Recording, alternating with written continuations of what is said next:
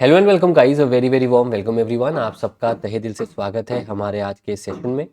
दोस्तों, मेरा नाम कुश पांडे है और आप देख रहे हैं the daily current affairs analysis. A very very warm welcome everyone आप सबको। चलिए शुरुआत करते हैं, डिस्कशन का आगाज़ करते हैं। आज करंट अफेयर्स को कराएंगे और कल से हम फिर स्टूडियो से वापस आ जाएंगे। तो कल से सब कुछ आपका ज़ॉम्बीवर्स से लेकर एमसीक्यू सब आपके जो है वो कल से ऐड हो जाएंगे। तो चलिए दोस्तों, शुरुआत करते हैं, डिस्कशन का आगाज़ करते हैं। सबसे पहले आते हैं बैंकिंग फाइनेंशियल अवेयरनेस पे। इस पे आने से पहले यहाँ पर जो टर्म हम डिस्कस करेंगे वो टर्म है आपका एनआरआई डिपॉजिट्स का। ठीक है। सबसे पहले तो ऐसा कोई Indian citizen, any Indian citizen जो कि इंडिया के बाहर रह रहा है 182 डेज से ज़्यादा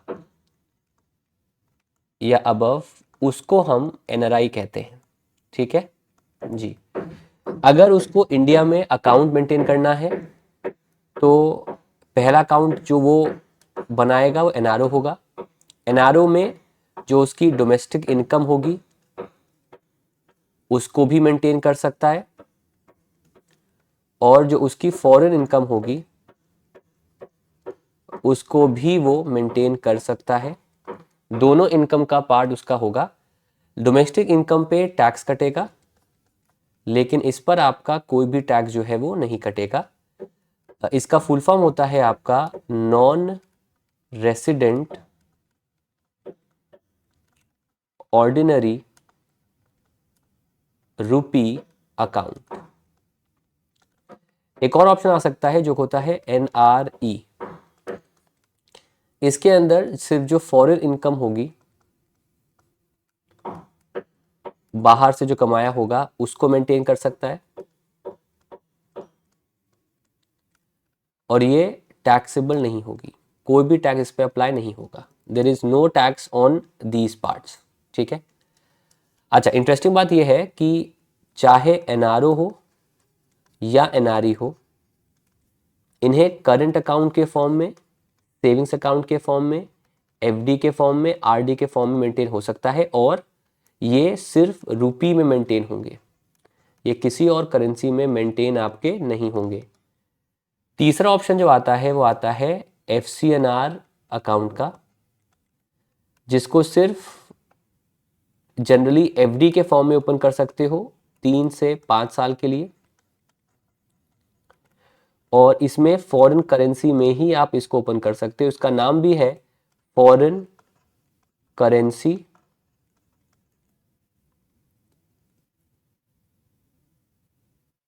नॉन रेसिडेंट अकाउंट। तो अभी इसका जो डेटा है वो हमारे सामने आया है। अच्छा, एक होमवर्क देख लीजिएगा। टोटल कितनी फॉरेन करेंसीज है जिनमें एफसीएनआर ओपन हो सकता है? ये सवाल आपका होमवर्क है। कितनी करेंसीज हैं, और ये भी नॉन टैक्सेबल आपका होता है। तो अभी हाल ही में खबर ये आई है कि जो एनआरआई डिपॉजिट इंडिया में हैं वो 43% बढ़े हैं in the April December era, and उसका अमाउंट है $13.33 बिलियन का। इतने अमाउंट यहाँ पर बढ़े हैं। अगर हम सेम बात करें 2023 में, तो 2023 में जो अमाउंट था दैट वाज 9.33 बिलियन डॉलर्स का। तो उसके कंपैरिजन में 43% का इंक्रीज आपका इस बार देखा गया है। जैसा मैंने आपसे पहले कहा, 3 तरह के डिपॉजिट्स होते हैं आपके, एफसीएनआर, एनआरओ, एनआरई और एनआरओ। ठीक है, ये 3 तरह के डिपॉजिट यहाँ पर होते हैं। फिर दोस्तों, कर्नाटका बैंक ने लॉन्च किए हैं अपने 2 products to mark its founders day. मतलब जिस दिन कर्नाटका बैंक आपका फाउंड हुआ था उसको मार्क करने के लिए, फाउंडर्स डे को मार्क करने के लिए 2 प्रोडक्ट्स को लॉन्च किया गया है। इनमें पहला है आपका केबीएल स्त्री। तो इसको याद करोगे स्त्री मूवी से। कर्नाटका बैंक ने कहा ओ स्त्री आ जाना, अकाउंट ओपन करके जाना। दूसरा है KBL one family banking program, है ना। जैसे कि इंडिया में आज से कुछ समय पहले एक नारा था, हम दो हमारे दो करके, जिसमें भैया 2 बच्चों की हिमायत की गई थी कि 2 बच्चे ही एक फैमिली में होने चाहिए। तो वैसे वो फैमिली है। तो KBL one family banking program, तो इन 2 चीज़ों को 18 फरवरी को लॉन्च किया गया, which was the 101st foundation day of Karnataka bank. KBS 3 की बात करें तो ये एक सेविंग्स बैंक अकाउंट है जहां पर विमेन अपने सेविंग्स को जमा कर सकती हैं, और ये होम मेकर्स के लिए भी है, एंटरप्रेन्योर्स के लिए भी, प्रोफेशनल्स के लिए भी है। दूसरा आपका है एक बैंकिंग सोल्यूशन जहां पर एक आईडी से पूरी फैमिली को लिंक किया जाएगा और उनके फैमिली के नीड्स के बेसिस पर उनको तमाम तरह की बैंकिंग और फाइनेंशियल सर्विसेज जो है वो उनको दोस्तों यहाँ पर आपका प्रोवाइड की जाएंगी। उसके लिए इसको जो है वो अभी हाल ही में लॉन्च किया गया है। दोस्तों अगर हम बात करें, अगर हम कर्नाटका बैंक की बात करें जो कि अगेन इम्पोर्टेंट बैंक है, तो कर्नाटका बैंक के जो हेडक्वार्टर्स हैं, उसके जो हेडक्वार्टर्स हैं वो धारवाड़ करके जगह है कर्नाटका में, वहाँ पर बेस्ड है। इनफैक्ट इसके जो हेडक्वार्टर्स हैं वो मैंगलोर में, माफ़ करिएगा, बेस्ड है। और इसके करंट जो MD CEO का नाम है श्री कृष्णन हरिहरा शर्मा। तो दो चीज़ें हैं, एक तो मैंगलोर कर्नाटका में इसके हेडक्वार्टर्स है, 1924 में आपका बना, और श्री कृष्णन हरिहरा शर्मा जो है वो करंट में इसके MD CEO के तौर पर काम करते हैं। ओके, अब दोस्तों आगे बढ़ने से पहले मैं ज़रा आपको एक चीज़ क्लियर कर दूं कि अगर आप इन्वेस्टर हो, ठीक है, तो एक अकाउंट ओपन किया जाएगा इन्वेस्टमेंट्स को मेंटेन करने के लिए। मतलब जो भी आपको इन्वेस्टमेंट्स मेंटेन करनी है उसके लिए एक अकाउंट मेंटेन करोगे, और इन्वेस्टिंग करने के लिए दूसरा अकाउंट मेंटेन करोगे। मैंने इसको BBM प्रो में, be a banking master pro में अच्छे से पढ़ाया भी है। इन्वेस्टमेंट मेंटेन करने के लिए आप ओपन करते हो डीमैट अकाउंट, जिसका फुल फॉर्म होता है डीमटेरियलाइज्ड अकाउंट, ठीक, जिसमें 100% ऑनलाइन होता है, और इसमें 10 लाख रुपए तक, मामूली 100 रुपए तक का ही चार्ज आपको देना पड़ता है, या फिर ये भी मना कर देते हैं। इसे कहा जाता है बेसिक सर्विस डीमैट अकाउंट। दूसरा इन्वेस्टिंग के लिए होता है आपका ट्रेडिंग अकाउंट।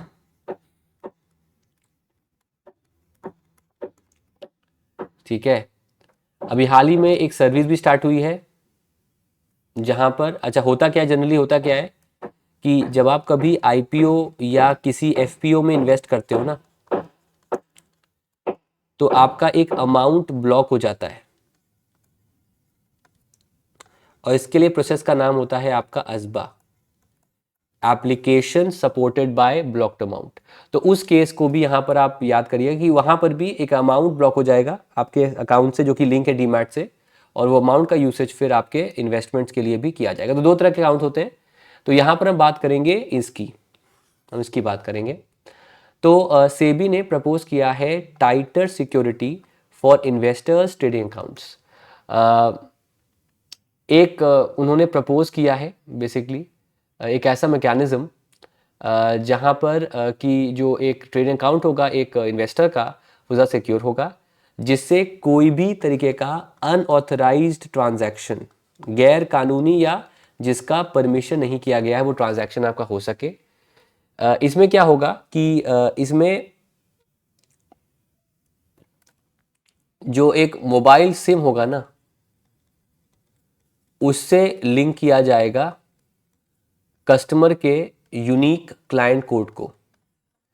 सिंपल सी बात समझो कि जब आप इन्वेस्टर होगे ना, तो हर इन्वेस्टर को एक UCC अलॉट होता है जो कि यूनिक होता है उसके लिए, जिसके ज़रिए हम वेरीफाई कर सकते हैं या जिसके ज़रिए हम आइडेंटिफाई कर सकते हैं कि सामने वाला कस्टमर कौन है, उसका पूरा KYC कर सकते हैं। तो बेसिकली अभी जो हमारी सेबी है, that is securities and exchange board of India, उसने एक सिम बाइंडिंग मैकेनिज्म लॉन्च किया है जिससे अनऑथराइज्ड ट्रांजैक्शंस को रोका जाएगा और इन्वेस्टर्स को ट्रेडिंग करने में, डीमैट अकाउंट का यूज़ करने में और भरोसा होगा। इस मैकेनिज्म में a user can log in to their trading account once the unique client code matches with the linked mobile device and SIM. जैसे कि आधार कार्ड को लिंक कराया गया था सिम कार्ड से या आपके अकाउंट से, ताकि एक ऑथेंटिसिटी रहे, ताकि वेरिफिकेशन रहे अकाउंट का, कस्टमर का, वैसे ही ट्रेडिंग अकाउंट को ऑथराइज करने के लिए, वेरीफाई करने के लिए उसको जो मोबाइल नंबर है आपका, जो मोबाइल सिम नंबर है, उससे लिंक किया जाएगा, ताकि वेरिफिकेशन रहे कि सामने वाला कस्टमर ही वो ट्रांजैक्शन आपका कर रहा है। अगर लॉगिन करना होगा डेस्कटॉप पे, लैपटॉप पे, तो वहाँ पर एक QR कोड होगा जिसको आप अपने फ़ोन से स्कैन कर सकते हो और स्कैन करने के बाद आप लॉगिन कर सकते हो। तो बेसिकली जो एक मोबाइल डिवाइस है उसका रोल बढ़ जाएगा। इंटरेस्टिंग बात यह है कि अगर आपके फैमिली मेंबर्स हैं, जिसकी मान लो भोला, भोली, भोलेनाथ, भोलू, है ना, भोला स्वामी, ऐसे करके मान लो 4-5 फैमिली मेंबर्स हैं, अगर उनको भी एक ही नंबर से लिंक कराना है डिवाइस से, तो एक डिवाइस से भी उनको आप लिंक कर सकते हो। मतलब एक नंबर से मल्टीपल यूसीसीज को भी लिंक कर सकते हो अगर वो एक फैमिली के हैं तो वो सर्विस भी है। तो बहुत बेसिक सी बात है सर कि वो कोशिश ये कर रहे हैं कि कैसे हम जो ट्रांजैक्शंस हैं उनको वेरीफाई कर पाएँ और ट्रांजैक्शंस को इन्वेस्टर्स ही करें, और इसके लिए उन्होंने सिम कार्ड से या मोबाइल सिम से उसको लिंक करने की बात की गई है। अब यहाँ पर प्रॉब्लम आती है, मान लेते हैं जैसे कि अब आपके दिमाग में तो आएगा रिकॉर्डेड क्लास है, आपको लग रहा होगा बस खत्म करें, लेकिन एक सवाल आएगा ना कि मान लेते हैं कि आपका जो मोबाइल डिवाइस है चोरी हो जाता है या फिर वो खो जाता है या लॉस हो जाता है, तो एक टेम्पररी लॉक इन आप कर सकते हो अकाउंट का जब तक कि आप अपने दूसरे नंबर से लिंक ना करो। ठीक है, इससे इंफॉर्मेशन ये मिल पाएगी कि टाइम एंड लोकेशन क्या था अकाउंट के लॉगिन का, और आप ट्रैक कर पाओगे लॉगिन कहाँ हुआ था, कैसे हुआ था। तो आप जब अगर अकाउंट नंबर, जब आप फ़ोन आपका ख़राब हो गया है या नंबर आपने चेंज किया है, तो टेम्पररी आप लॉक इन कर सकते हो ट्रेडिंग अकाउंट में, ताकि उसका कोई मिसयूज़ दोस्तों जो है वो ना कर पाए। क्लियर है आपको? फिर दोस्तों अकॉर्डिंग टू मूडीज इंडिया का जो ग्रोथ रेट है इन 2025 दैट विल बी 6.4% का, और ये 6.6% उन्होंने कमिट किया था इन 2024। हम पूरे साल की बात कर रहे हैं, तो 2025 में according to Moody's India grow करेगा आपका 6.4% का। अगर आपको याद होगा तो एनएसओ ने भी कहा था कि फाइनेंशियल ईयर 25 में इंडिया ग्रो करेगा 6.4% पर, ये एनएसओ ने भी कहा था। सिमिलरली एसबीआई ने फाइनेंशियल 25 में कहा था कि इंडिया ग्रो करेगा 6.3% पर, है ना। वैसे ही जो अगला ये पूरा साल है उसमें according to Moody's India grow करेगा 6.4% पर। आपका होमवर्क है सर, आपको बताना है according to RBI financial year 25 में इंडिया कितना ग्रो करेगा। अभी इन्होंने चेंज किया है, तो इसको ज़रूर आप लोग मुझे यहाँ पर बताइएगा, क्योंकि उस पर सवाल भी एग्जामिनेशन में ना आपका बन सकता है। फिर दोस्तों एनएसडीएल ने और सीडीएसएल ने, सबसे पहले तो एनएसडीएल सीडीएसएल है क्या? एनएसडीएल का फुल फॉर्म है national securities depository limited. CDSL का फुल फॉर्म है, ये आगे दिखाऊंगा मैं आपको full form, central depository services limited. ये दोनों को कहा जाता है आपके इंडिया की डिपॉजिटरीज ऐसी ऑर्गेनाइजेशन होती हैं जो ऑथराइज करती हैं सिक्योरिटीज को एंड डीमैट अकाउंट को। बिना इसके सिक्योरिटीज को इशू नहीं कर सकता कोई भी। सिक्योरिटीज मतलब shares, bond, debentures. NSDL work करती है एनएससी के साथ डायरेक्टली, और सीडीएसएल वर्क करती है बीएससी के साथ। These are also a part of market infrastructure institutions, ऐसी ऑर्गेनाइजेशंस जो स्टॉक मार्केट को सिक्योरिटी मार्केट बनाती है, जिसके और एग्जांपल्स हैं आपके स्टॉक एक्सचेंज एग्जांपल हैं इसके। इसके एग्जांपल हैं आपके depository clearing corporation of India, वो भी इसका एक एग्जांपल है, जो मिलकर पूरा जो सिक्योरिटीज मार्केट है उसको बनाती है।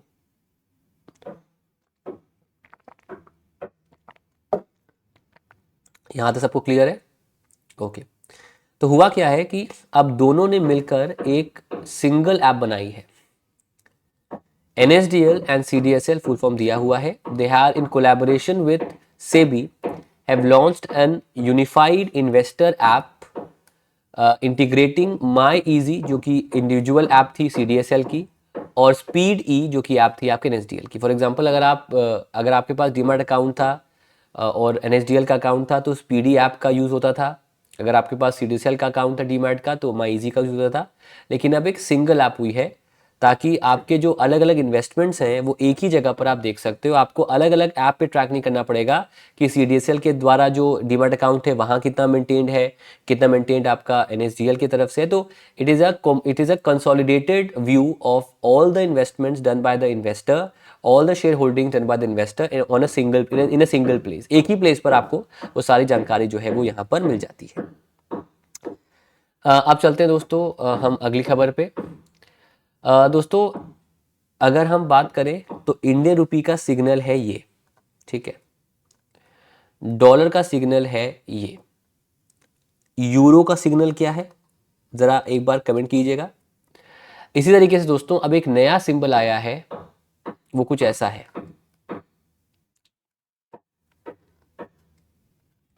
या फिर कुछ ऐसा है।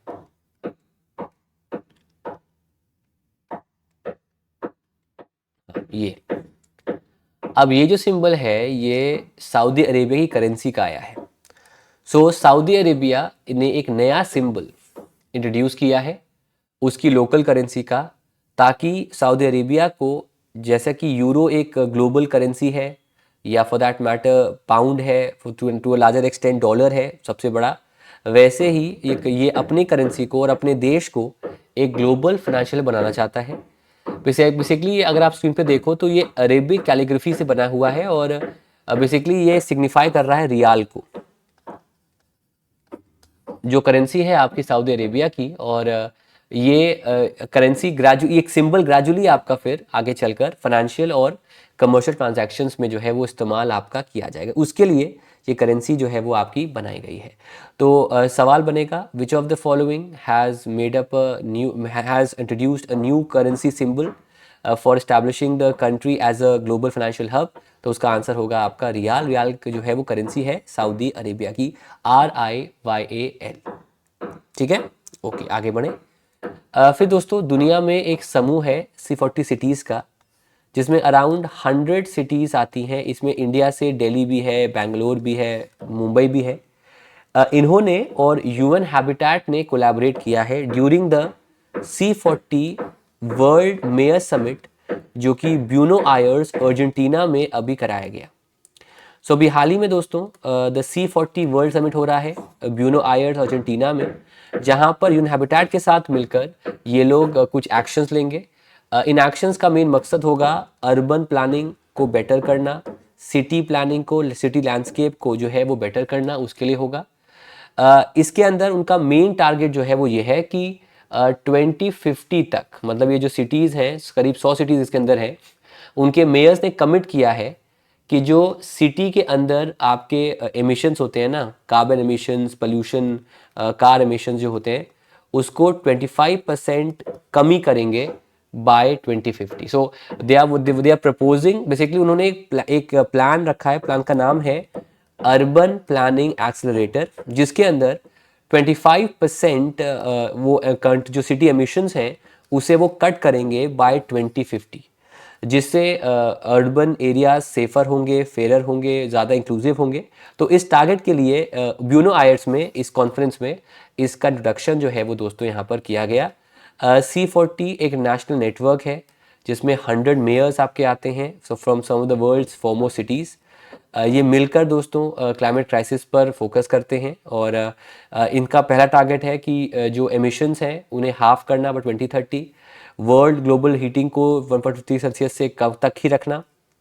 और इंडिया की तरफ से 6 सिटीज़ के अंदर आती हैं, जिसमें दिल्ली, अहमदाबाद, मुंबई, चेन्नई, क्षमा करिए मुंबई नहीं, हाँ मुंबई आ गई, दिल्ली, अहमदाबाद, मुंबई, चेन्नई, बेंगलुरु, कोलकाता, ये 6 शहर इसके अंदर दोस्तों जो है वो आपके आते हैं।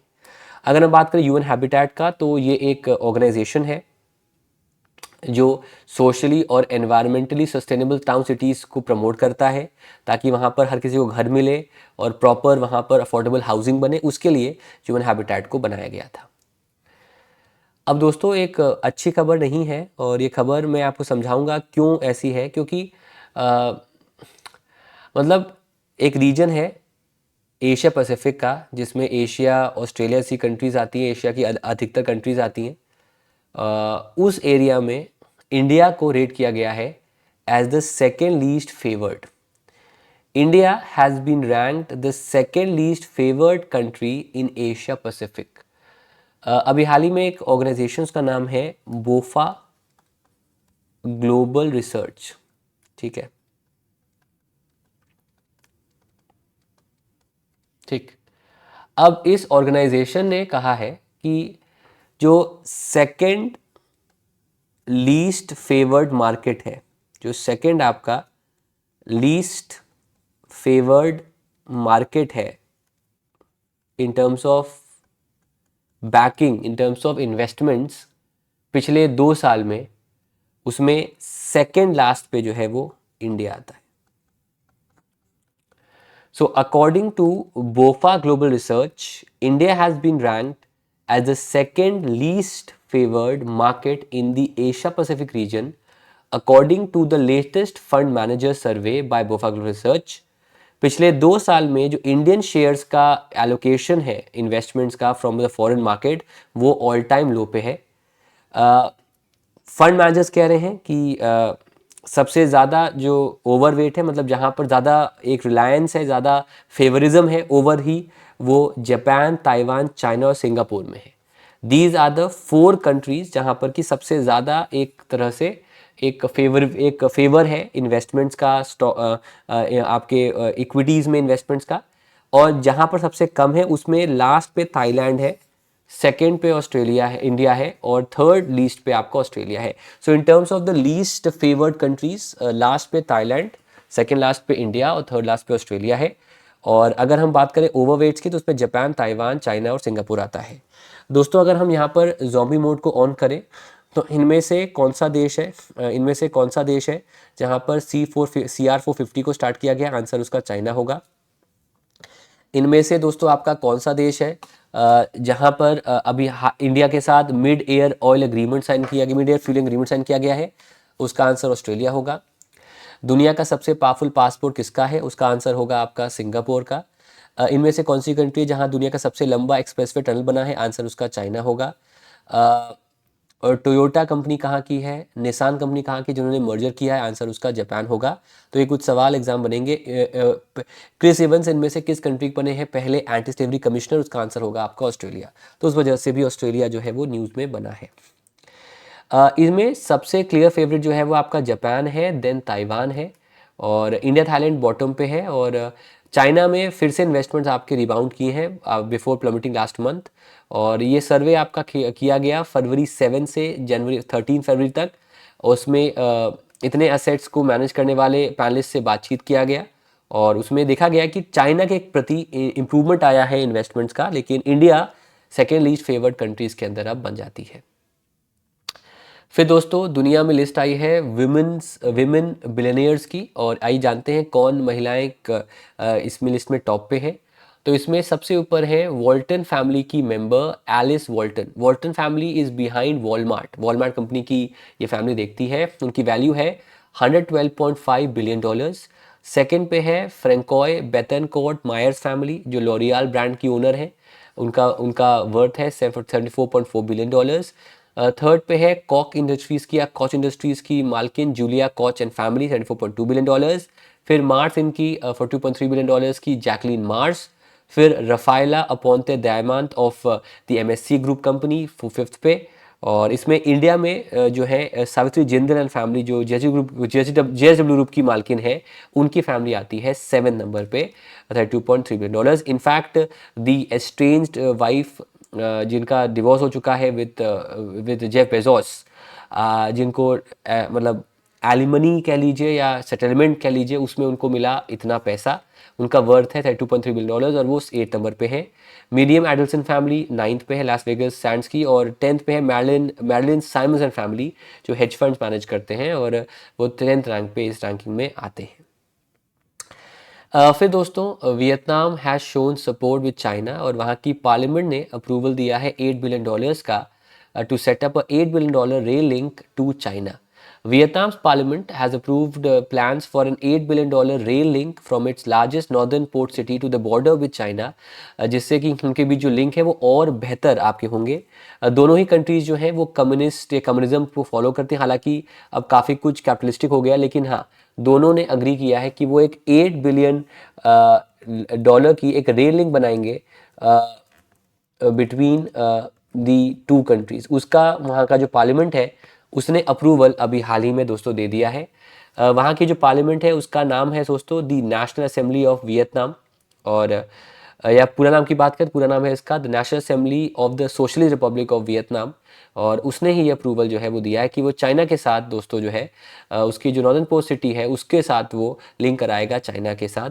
अगर हम दोस्तों बात करें चाइना के साथ, तो आपको बताना है कौन सा वो ब्रिक्स नेशन है जिसने एंडोर्स किया है कि वो चाइना के साथ नहीं जाएगा। It will not be a part of China's belt road initiative. Similarly कौन सी कंट्रीज ने after pressure from the US उसने अपने जो अग्रीमेंट्स थे चाइना के साथ उसको रिमूव कर दिया है। In fact it is also not a member of the China Pakistan economic corridor. Please मेरे को ज़रा फटाफट कमेंट्स में बताइएगा। चलिए आगे बढ़ते हैं। तो चलो इतना नहीं आएगा, आगे बढ़ते हैं, फिर नेक्स्ट पे चलते हैं सर। फिर दोस्तों ब्राज़ील ने ऑफिशियली ज्वाइन किया है OPEC plus as an observer for global energy influence. OPEC basically organisation है पेट्रोलियम एक्सपोर्टिंग कंट्रीज़ की, जिसमें टोटल में 12 ऑयल एक्सपोर्टिंग डेवलपिंग नेशंस हैं, जिसमें इंडिया मेंबर नहीं है। और ये एक तरह से पूरा जो ऑयल मार्केट है उसे कंट्रोल करते हैं।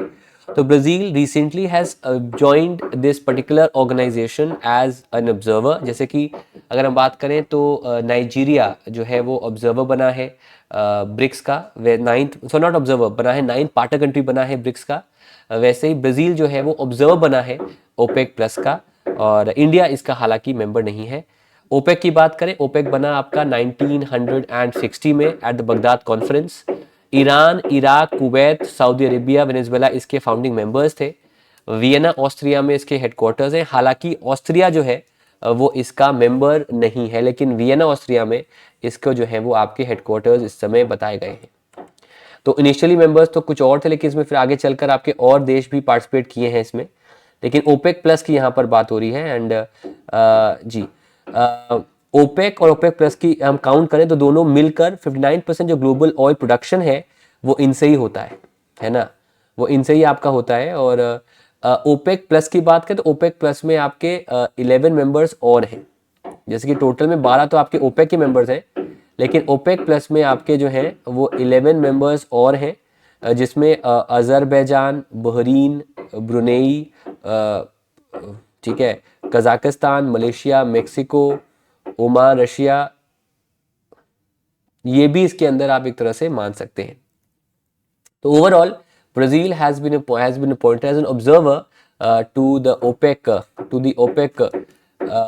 OPEC plus grouping. एंड उसका लेटेस्ट मेंबर आपका दोस्तों जो है ये बना हुआ है। ओपेक प्लस जो है ये फॉर्म हुआ 2016 में फॉर्म हुआ था।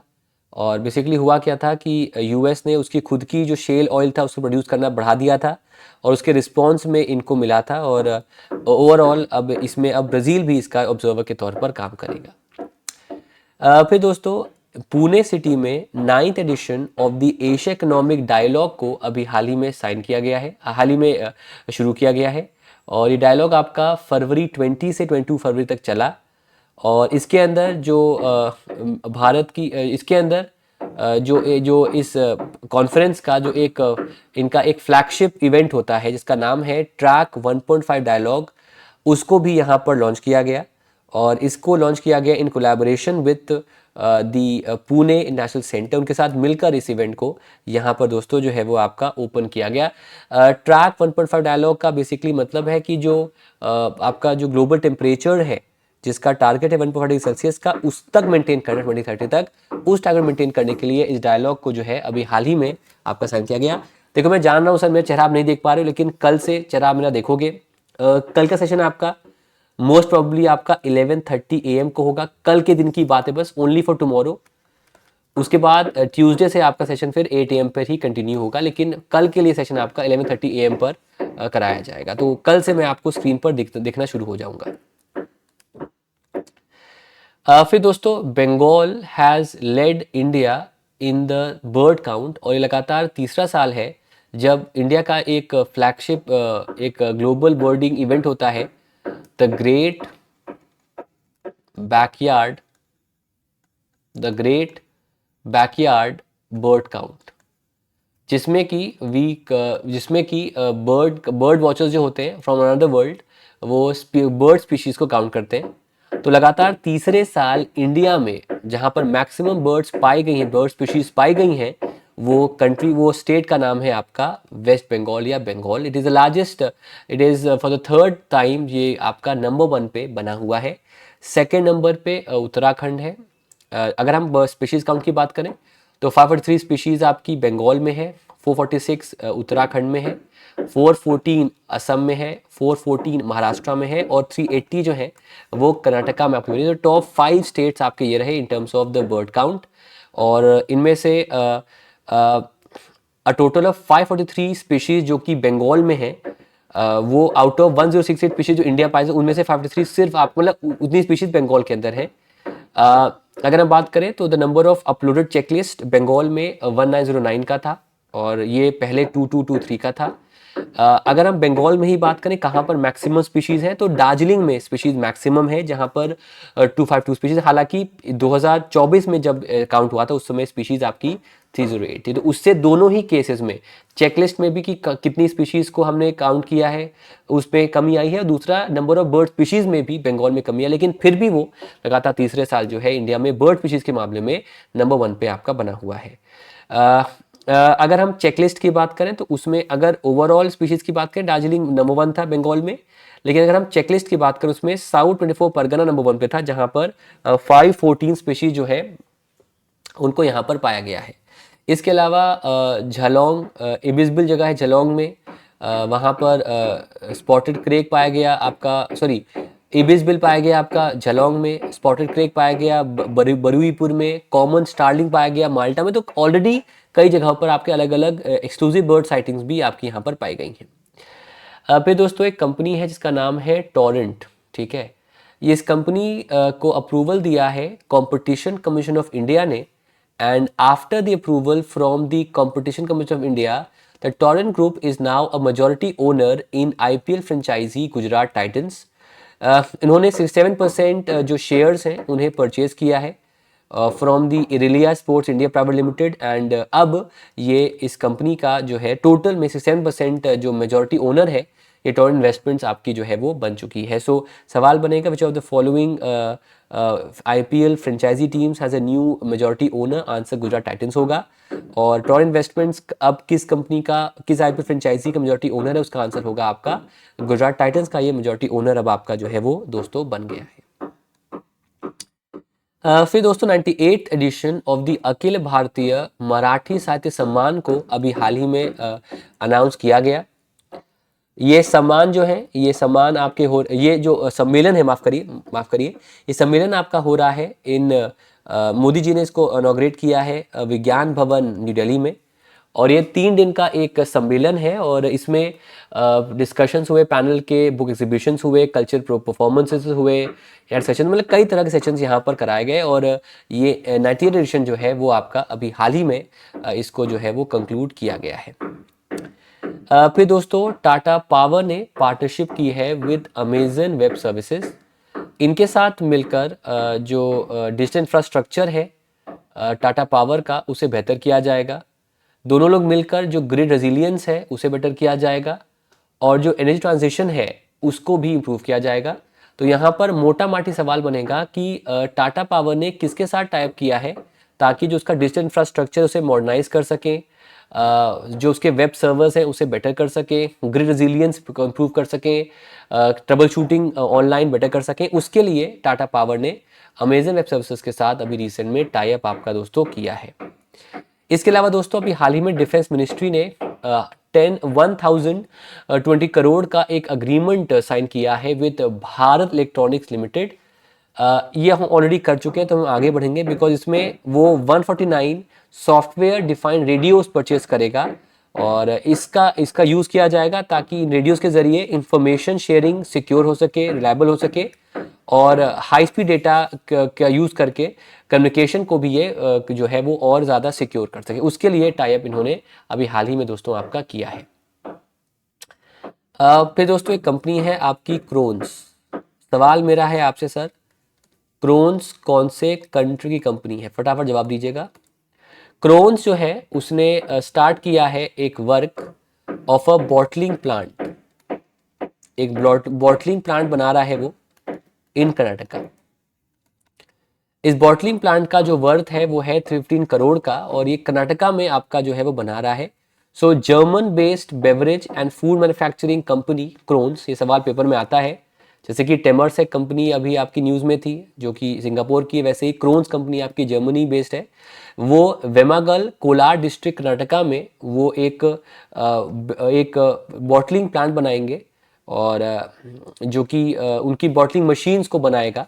और इसमें टोटल जो एक it is a part of a bigger investment, that is the 10.27 lakh crore investment proposal जो साइन किए गए थे at the invest Karnataka summit, उसी के अंदर ये 315 करोड़ रुपए में इसने अपना कंस्ट्रक्शन जो है बॉटलिंग प्लांट का यहाँ पर शुरू कर दिया है। फिर दोस्तों, doctor Shyama Prasad Mukherjee national institute of water and sanitation also known as SPM Niwas, Shyama Prasad Mukherjee national institute of water and sanitation, उन्होंने कोलैबोरेशन किया है आरोग्यम के साथ, और उनके साथ मिलकर जो भारत का वॉश सेक्टर है उसके लिए वो एक डिजिटल पब्लिक इंफ्रास्ट्रक्चर, एक ऑटोमेटेड पब्लिक सर्विसेज आपका जो है वो बनाएंगे। उसके लिए ये लोग कोलैबोरेट करेंगे, ताकि जैसे कि UPI बना आपका पेमेंट्स के लिए, जैसे कि आपका कोविन बना ऑनलाइन कोविड वैक्सीन को अपॉइंटमेंट लेने के लिए, जैसे कि आपका आधार बना, वैसे ही दोस्तों वॉश सेक्टर के लिए, मतलब भारत में वाटर सैनिटेशन और हाइजीन, जिसका शॉर्ट फॉर्म है आपका वॉश, WA से वाटर, S से सैनिटेशन, H से हाइजीन, इसको हम कहते हैं वॉश। तो भारत के वॉश सेक्टर को ऑटोमेट करने के लिए, ताकि ऑटोमेटेड सर्विस हो जाए आपके वाटर ATMs की, सैनिटेशन में ऑटोमेटेड सर्विस हो जाए, ताकि जाकर आप इलेक्ट्रॉनिक फ्लशेज हो जाएं, बायो फ्लशेज हो जाएं, हाइजीन के लिए आपके अलग अलग ऑटोमेट हो जाए सर्विसेज। तो उनके लिए दोस्तों जो है कोलैबोरेट किया गया है between doctor Shyama Prasad Mukherjee national institute of water and sanitation in association with Arghyam, ताकि मिलकर वो जो गवर्नमेंट ऑफ इंडिया का विजन है कि वो डिजिटल सोल्यूशन के जरिए, फॉर एग्जांपल जैसे कि वाटर ATM बना दिया, टॉयलेट बना दिए, बायो टॉयलेट्स बना दिए, या फिर डिजिटल एनेबल बना दिए कि वहाँ पर स्कैन करके पेमेंट करके आप टॉयलेट करने चले जाओ। तो ये सब करने के लिए SPM निवास ने आरोग्यम के साथ टाइप अभी हाल ही में किया है। फिर दोस्तों, the second edition of the Simolu festival को ऑर्गेनाइज किया गया एट विसांग ना, जो कि एक इको रिजॉर्ट है आपका बरुनगुरी लाउखोवा असम के अंदर। और यहाँ पर जो शिमूल फ्लावर्स होते हैं, जिसका साइंटिफिक नाम आपका बोम्बाक्स साइबा है, उन ब्लूमिंग को यहाँ पर देखा गया और उसको प्रमोट किया गया सेंटर को as an eco tourism centre. तो सेकेंड सिमोलू फेस्टिवल को अभी हाल ही में असम में लाउखोवा में इसको जो है वो ऑर्गेनाइज किया गया। फिर दोस्तों, खजुराहो डांस फेस्टिवल जो है वहाँ पर, जो कि होता है मध्य प्रदेश में खजुराहो में, वहाँ पर 139 आर्टिस्ट ने एक वर्ल्ड रिकॉर्ड बनाया है for dancing continuously for 24 hours 9 minutes 26 seconds. बाप रे बाप। At the 51st edition of the Khajuraho dance festival, मतलब डांस का भूत आया इनके अंदर। 24 घंटे 9 मिनट और 26 सेकेंड इन्होंने डांस किया है continuously in this particular event, और ये मध्य प्रदेश में ये इवेंट आपका जो है वो आयोजित हुआ खजुराहो में at the 55th edition of the Khajuraho dance festival. फिर दोस्तों, नागालैंड ने सेलिब्रेट किया है इंटरनेशनल मदर टंग डे। ये सेलिब्रेट किया 21 फरवरी को, और ये इस बार इसका थीम था silver jubilee celebration of national mother language day, और ये 21 फरवरी को इसको जो है हमने ऑब्जर्व किया। इसके 25 साल पूरे हो गए 2025 में। फिर दोस्तों, नीति आयोग के CEO BVR सुब्रमण्यम जो है उनका टेन्योर एक्सटेंड किया गया है बाय 1 ईयर। एक और साल तक उनका टेन्योर जो है वो आपका एक्सटेंड रहेगा, और इसकी जानकारी यहाँ पर जो है वो दी गई है। And because of that reason दोस्तों जो है ये न्यूज़ में बना है। नीति आयोग इंडिया का आपका जो है वो पॉलिसी थिंक टैंक है, और अभी हाल ही में न्यूज़ में था बिकॉज इसने अभी रिसेंट में एक फिस्कल हेल्थ इंडेक्स आपका जो है वो लॉन्च किया है, और इसको दिल्ली में उन्होंने अभी लॉन्च किया। ये इंडेक्स पे सवाल पेपर में चांसेस पूरे हैं कि इस बार आपका बनेगा। सो नीति आयोग ने अभी हाल ही में एक फिजिकल हेल्थ इंडेक्स लॉन्च किया है, प्लीज़ इसको नोट कर लीजिएगा, इस सवाल बनेगा। इसमें 18 मेजर इंडियन स्टेट्स का जो फिजिकल हेल्थ है, उनको जो फाइनेंशियल हेल्थ है, जो उनका रेवेन्यू है, उनके एक्सपेंडिचर, उसके बारे में बात करेगा और इसे असेस करेगा इस पर्टिकुलर फैक्टर पे। और इसके 5 आपके इंडाइसेस होंगे, एक्सपेंडिचर का क्वालिटी, रेवेन्यू कैसे मोबिलाइज हो रहा है, फिजिकल कैसे खर्चा हो रहा है, डेट इंडेक्स कितना है, सस्टेनेबल डेट कितना है, इन सब को लेकर ये इंडेक्स आया है। इसमें नंबर 1 पे आया है उड़ीसा, सेकंड पे छत्तीसगढ़ और थर्ड पे गोवा। मैं रिपीट फिर से कर रहा हूं सर, फिजिकल हेल्थ इंडेक्स आपका पेपर में आएगा, 100% आएगा, 110% आएगा। तो इसको इनॉग्रेट किया है नीति आयोग ने। इसमें टॉप किया है उड़ीसा ने, सेकंड पे छत्तीसगढ़ है, थर्ड पे आपका गोवा है, फोर्थ पे झारखंड है, फिफ्थ पे गुजरात है। उड़ीसा 1 पे, सेकंड पे छत्तीसगढ़, थर्ड पे गोवा, फोर्थ पे झारखंड, फिफ्थ पे गुजरात। ठीक है, हाँ, इसके अलग अलग एस्पेक्ट्स भी हैं, मैं रिक्वेस्ट करूंगा आपसे प्लीज पढ़ लीजिएगा। ठीक है, ये फिजिकल हेल्थ इंडेक्स पेपर में 99.9% आना चाहिए। आगे बढ़ते हैं। फिर drug controller general of India Rajeev Singh Raghuvanshi का टेन्योर 1 और साल के लिए बढ़ा दिया गया है। So he will be continuing to be the director general, the drug controller general of India. अगर आपको याद होगा तो कोविड वैक्सीन का टेस्ट अप्रूव करना, वेरीफाई करना, वो सारा काम यही ऑफिस करता है। और उसके राजीव सिंह रघुवंशी को 1 साल का टेन्योर और यहाँ पर दोस्तों जो है वो आपका दे दिया गया है। फिर दोस्तों भारत के चीफ इकोनॉमिक एडवाइजर जो इकोनॉमिक सर्वे को ड्राफ्ट करते हैं, वी अनंत नागेश्वरन, उनको भी 2 साल का एक्सटेंशन मिला है टिल मार्च ऑफ 2027। फिर दोस्तों इंडियन बायोलॉजिस्ट पूर्णिमा देवी बर्मन, जिनको अभी कुछ साल पहले भी अवार्ड मिला था बड़ा, उनको मिला है Times woman of the year का award. She has been one second, she has been bestowed with the Time Women Person of the Year by the Times India magazine, or sorry, by the Time World magazine, और she is the only Indian in this particular list। और उनको जो उनका एक उनको इसमें total list में 13 नाम है, उसमें से एक नाम इनको भी दोस्तों जो है वो रखा गया है। फिर दोस्तों the first astronaut with disability has been approved by the ISS mission, उसके लिए अप्रूव किया गया है। ये पहले ऐसे एस्ट्रोनॉट होंगे जिनको एक डिसेबिलिटी है, एक स्पेशल एबिलिटी है। इनका नाम है जॉन मैकफॉल, जो कि 43 ईयर ओल्ड ब्रिटिश सर्जन है और फॉर्मर पैरालंपियन है।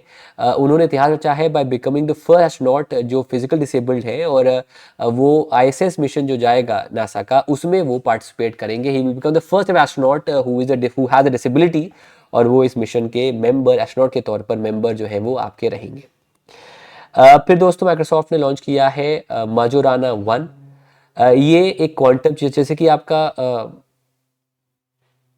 एनवीडिया की क्वांटम चिप थी आपकी रूबिन, वैसे ही ये एक क्वांटम चिप है जिसका प्रोसेसिंग स्पीड क्यूबिट्स में है, काफ़ी हाई है, और इससे एरर्स कम होते हैं, और ये मिलियन ऑफ क्यूबिट्स को सपोर्ट भी करता है, जिससे लार्ज स्केल कंप्यूटिंग ऑपरेशंस को यहाँ पर आप दोस्तों जो है वो कर सकते हो। और इसके लिए माजोराना 1 को माइक्रोसॉफ्ट ने अभी हाल ही में लॉन्च किया है। मोहम्मद शमी बने हैं fastest Indian to 200 ODI wickets in Champions Trophy. And Champions Trophy में अगेंस्ट बांग्लादेश उन्होंने 5 विकेट लिए, और उनके नाम 200 ODI विकेट जो है वो आपके हो गए हैं। फिर दोस्तों 14th एशियन स्नूकर चैंपियनशिप को अभी हाल ही में खेला गया, और इसमें 14th गोल्ड मेडल जीता पंकज अडवाणी ने, और ये दोहा में खेला गया। अडवाणी के नाम अब 5 एशियन स्नूकर टाइटल्स हैं across 15 reds, 6 reds and team formats, alongside 9 Asian billiards title and his 2 Asian games gold medals further. और ओवरऑल इन्होंने बहुत, मतलब 40-50 इनके पास नेशनल इंटरनेशनल वर्ल्ड चैंपियनशिप इनके पास बनी हुई है। जाने से पहले दोस्तों हमारा ऑफर अब 24 तारीख तक वैलिड है। कोड है आपका KP40 का, इस कोड का यूज़ करें और मेरा अवेल करें। कल से मैं स्टूडियो से लाइव आ जाऊंगा, अभी मैं ट्रैवल कर रहा था लेकिन अब मैं लाइव आ जाऊंगा, और कल आपको मैं मिलूंगा 11:30 AM पर, सिर्फ कल के लिए। बाकी ट्यूसडे से हम 8 AM पर सेशन जो है वो आपका कंटिन्यू करेंगे। With this we will come to guys news connectors पे आते हैं, ये रहा आपके सामने।